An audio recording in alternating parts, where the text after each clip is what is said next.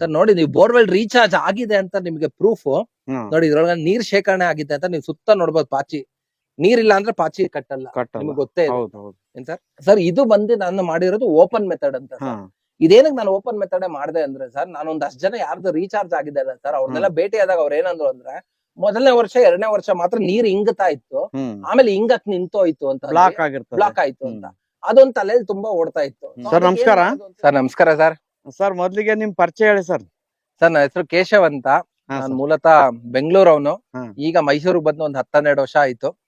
So ಮೈಸೂರಿಂದ ಒಂದ್ 15-20 kilometre ದೂರದಲ್ಲಿ ಬಿಂಡಳ್ಳಿ ಅಂತ ಒಂದು ಗ್ರಾಮ ಇದೆ.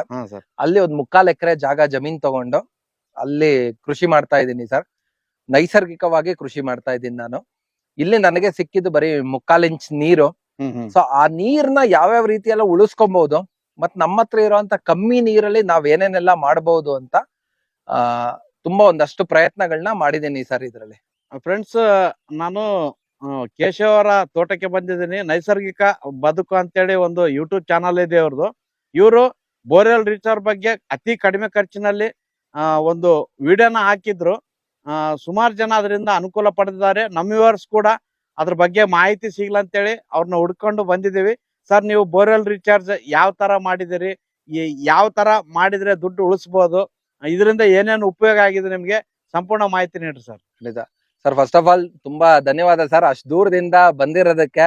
ಯಾಕಂದ್ರೆ ನಿಮ್ಮ ವಿಡಿಯೋಸ್ ತುಂಬಾ ನೋಡಿ ಕಲ್ತಿದ್ದೀನಿ ನಾನು. ಆದಷ್ಟು ಏನಿ OWDC ಮತ್ತೆ ಒಂದಷ್ಟು ಅಡಿಗೆ ಎಣ್ಣೆ ಮತ್ತೆ ಮೊಟ್ಟೆ ಹಾಕಿ ಮಾಡಿರೋ ಒಂದಷ್ಟು ಪ್ರಯತ್ನಗಳನ್ನ ತುಂಬಾ ಇಲ್ಲಿ ಮಾಡಿದೀನಿ. ನಿಮ್ಮಿಂದ ತುಂಬಾ ಕಲ್ತೀನಿ ಸರ್ ಇವತ್ತು ನಿಮ್ಮ ಚಾನೆಲ್ ಅಲ್ಲೇ. ಸೊ ಇದನ್ನ ಹೇಳ್ತಾ ಇರೋದಕ್ಕೆ ನನಗೂ ತುಂಬಾ ಖುಷಿ ಆಗ್ತಿದೆ ಸರ್. ಫಸ್ಟ್ ಆಫ್ ಆಲ್ ತುಂಬಾ ಧನ್ಯವಾದಗಳು ಸರ್ ಇಲ್ಲಿವರೆಗೂ ಬಂದಿದ್ದಕ್ಕೆ.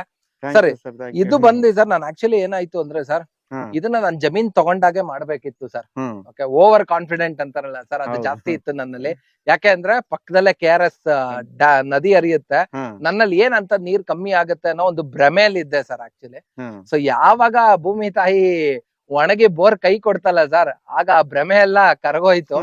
ಸೊ ಏನಾದ್ರು ಒಂದ್ ಮಾಡ್ಬೇಕು, ಯಾಕಂದ್ರೆ ನನಗೆ ಇದ್ ಬಿಟ್ರೆ ಬೇರೆ ಪಾಯಿಂಟ್ ಇಲ್ಲ ಸರ್. ನೀವ್ ಈ 3/4 ಎಕರೆಲಿ ಎಷ್ಟ್ ಕಡೆ ಅಗದ್ರು ಎಲ್ಲೂ ಒಂದ್ ತೊಟ್ಟು ನೀರಿಲ್ಲ, ಇರೋದು ಇದು ಒಂದೇ. ಈ ಗಂಗಮ್ಮ ತಾಯಿನ ಹೆಂಗ್ ಉಳಿಸ್ಕೊಳೋದು ಅನ್ನೋದ್ರ ಬಗ್ಗೆ ತುಂಬಾ ಯೋಚನೆ ಮಾಡಿ ನಾನೇನ್ ಮಾಡಿದೆ ಅಂದ್ರೆ ಸರ್, ಒಂದಷ್ಟು ಯೂಟ್ಯೂಬ್ ಅಲ್ಲೆಲ್ಲ ವಿಡಿಯೋಸ್ ನೋಡಿದೆ ಸರ್. ಒಂದಷ್ಟು ಜನನು ಕಾಂಟ್ಯಾಕ್ಟ್ ಮಾಡಿದೆ, ತುಂಬಾ ದಿಗ್ಗಜರನ್ನೆಲ್ಲ. ಎಲ್ಲಾರು ತುಂಬಾ ಕಾಸ್ಟ್ಲಿ ಹೇಳಿದ್ರು ಸರ್. ಓಕೆ, ಸೊ ನಾನೇನೋ ಕೆಲ್ಸಕ್ಕೆ ಹೋಗ್ತೀನಿ, ಮಾಡ್ಬಿಡ್ಬಹುದು ಸರ್ ಖರ್ಚು ಮಾಡಿ. ಬಟ್ ನಾನ್ ಮಾಡಿದ್ರೆ ಒಂದಷ್ಟು ಜನಕ್ಕೆ ಹೆಲ್ಪ್ ಆಗ್ಬೇಕು.